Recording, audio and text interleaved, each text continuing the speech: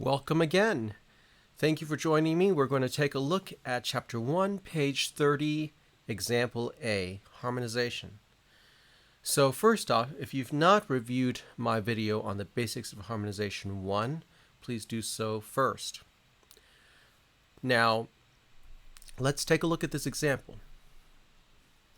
So the first thing we need to determine is our key signature. That's always step number one. So we need to determine our key.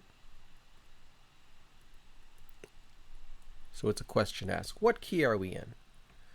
If we take a look at this key signature, we have three sharps, F sharp, C sharp, G sharp, which gives us two choices. We are either in the key of A minor or A major, or F sharp minor.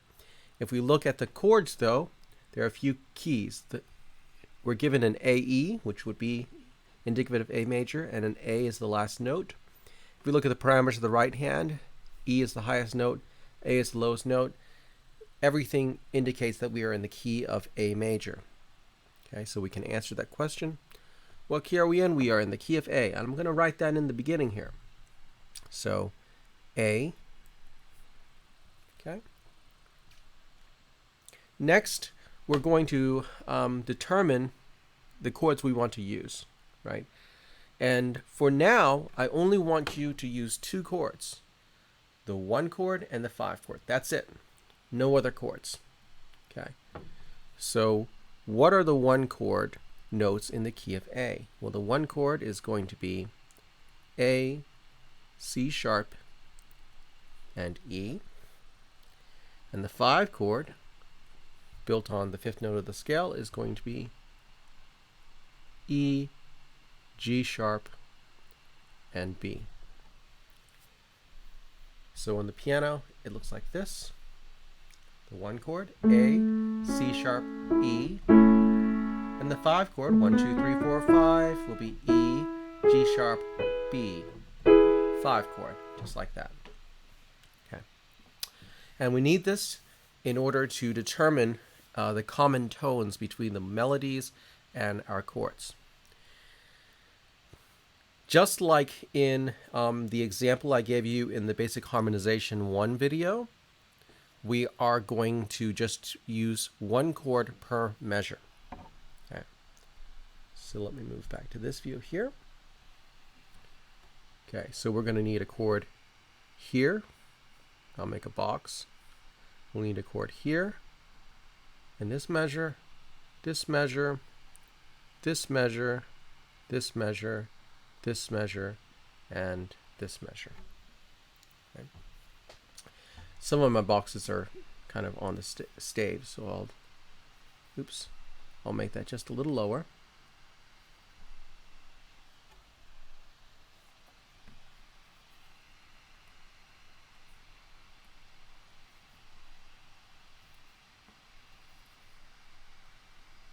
There we go.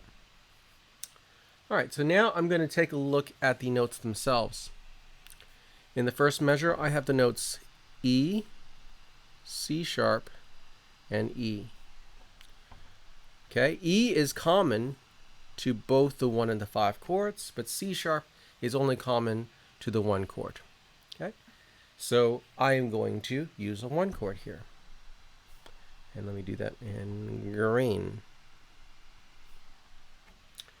Second measure, we have the note C sharp,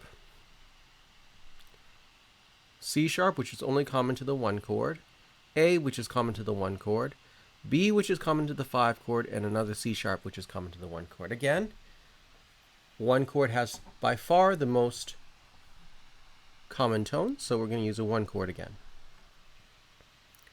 In the next measure, I have a D, which is not common to any chord, the 1 or the 5, B, which is common to the 5 chord, and E, which is common to the 5 chord and the 1 chord. In this case, the 5 chord wins. It has more common tones.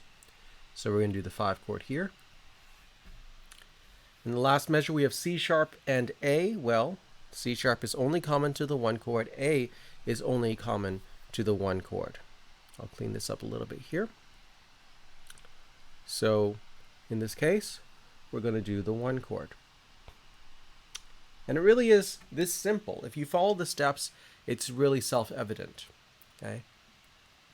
If we go to the next measure, E is common to both chords, C sharp is common to the one chord, and the final E is common to both chords. Again, one chord has the most common tones. Next bar is identical to the second measure. The next bar is identical to the third measure, so the 5 chord. And the final bar just has an A. Well, that really only gives us one logical option, the 1 chord. So our chord progression is 1 1 5 1 1 1 5 1. I'll erase my blocks here. Okay, so now that we've accomplished that, the next thing we're going to do is we're going to actually notate. We're going to notate the notes in the left hand. And for now, we're going to simply follow the guidance, which is the root and the fifth of the chords. The root and the fifth. That means we're only going to write in the roots, which for the 1 chord is A, for the 5 chords E, and the fifth of the chord, which in the 1 chord is E, and the 5 chord is B. So the first measure is given for us. They give us A and E, just like I said, A and E up here. Second measure, we're going to do exactly the same thing. I'm going to zoom in to make this a little easier for myself. I've got my A and I've got my E. For the 5 chord, the root of the chord is E, the fifth of the chord is B. And notice I'm writing it in root position. I'm putting the root in the bottom position and the fifth in the top position. You could also go down. You could write E down here and B here. Okay? Up to you. 1 chord, A, E. Okay? So you're writing music. Writing your harmonizations. A, E. 1 chord, A, E. 5 chord, E, B. I'll go ahead and write this down here. And the final chord, A, E. Right. Okay. So there we have it. We have now notated our notes. The next step is to learn how to play it. So let's actually do that now. We're going to start with the left hand. And let me switch the view for you here so you can see my hands as well. So my left hand's going to be down on this A. This is A2 and E3. That's my 1 chord. 1, 2, 3, 4, 1, 2, 3, 4. Now my 5 chord, I could choose to go up and move my 5th finger to the E and my 5th finger to the B, or I could choose to go down. Okay? Up to you. Okay? So here we go. Let's play the example together. 1, 2, ready on A. 1, 2, 3, 4 again. 1, 2, now shift to E. 1, 2, shift back to A. 1, 2, 3 again. 1, 2, 3, 4. 1, 2, shift down to E. 1, 2, now shift back to A. 1, 2, 3, 4. Just like that. And that's how you play the left hand. Now let's take a look at the right hand. First thing we need to determine is the finger numbers. How do we determine that? Based on parameters. What is our highest note? What is our lowest note? In this case, the highest note is E. So that's going to be 5th finger, lowest note is A. We can fill in the rest. If 5th finger's on E, 3rd finger's on C sharp. So 5, 3, 5, 3, 1, 2, 3, 4, 2, 5, 3, 1. Same fingering here. 5, 3, 5, 3, 1, 2, 3, 4, 2, 5, 1.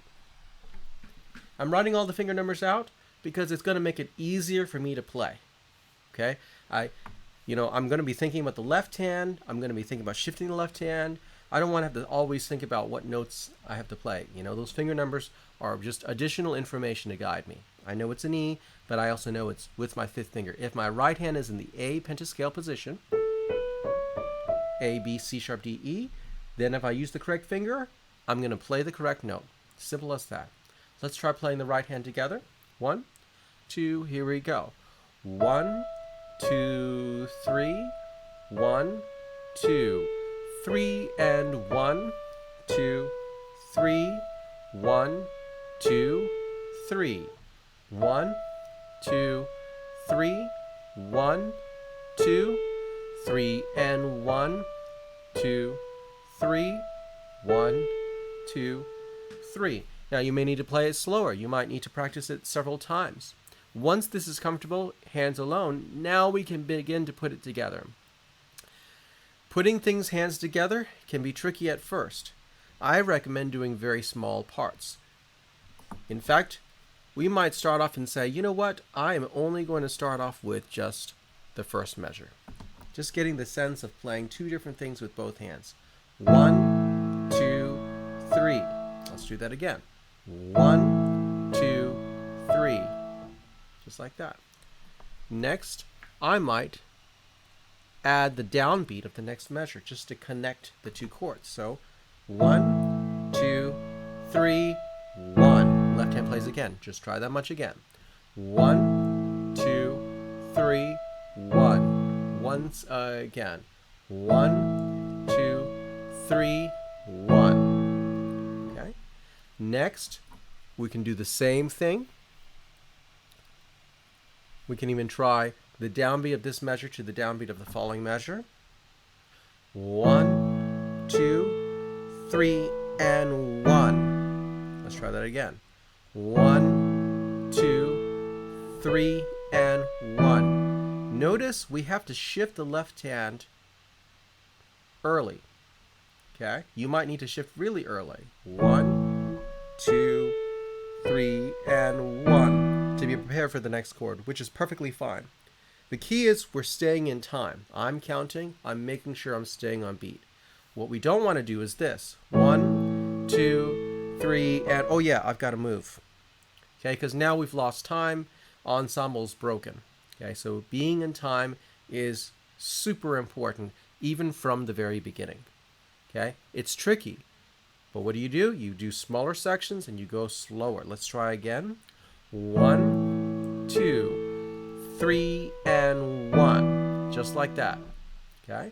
1, 2, 3, and 1. Now that we've done that, we can actually try to combine from the beginning that far. Notice how I am taking things in very small chunks, and I'm just gradually putting more chunks together to create larger chunks. Okay? I'm chunking. All right. So here we go. 1, 2, 3, 1, 2, 3, and 1. And you would do that a few times until you're comfortable.